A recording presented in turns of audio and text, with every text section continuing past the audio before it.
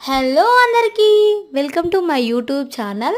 So ఈరోజు నేను వచ్చేసి జొన్న రొట్టె చేస్తున్నానండి. జొన్న రొట్టె అనేది ఏ విధంగా చేయాలి, ఏ విధంగా చేస్తే సాఫ్ట్గా వస్తుందని చెప్పేసి నేను ఈ వీడియోలో మీతో షేర్ చేసుకుంటాను. సో ఫస్ట్ ఆఫ్ ఆల్ జొన్న రొట్టె చేయడానికి మెయిన్ రీజన్ ఏంటి అంటే నౌవేడేస్ చాలా మందికి చిన్న పెద్ద తేడా లేకుండా చాలా హెల్త్ డిజీజెస్ అనేవి వస్తున్నాయి కదా. సో వాటిని కంట్రోల్లో ఉంచుకోవడానికి జొన్న రొట్టె అనేది బెస్ట్ ఫుడ్ అని చెప్పుకోవచ్చు. చాలా హెల్దీ ఫుడ్.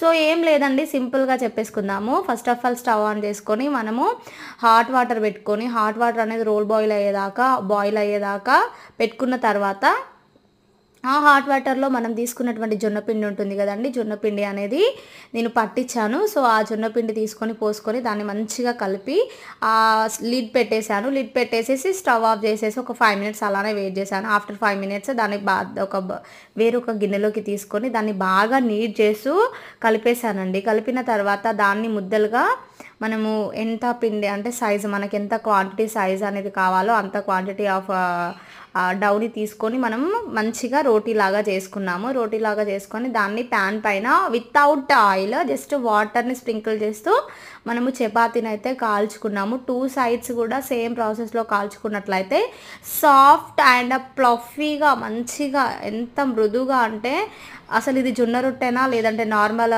గోధుమ రొట్టెనా అనే అంత బాగా వచ్చాయండి. సో ఈ విధంగా మీరు ట్రై చేయండి.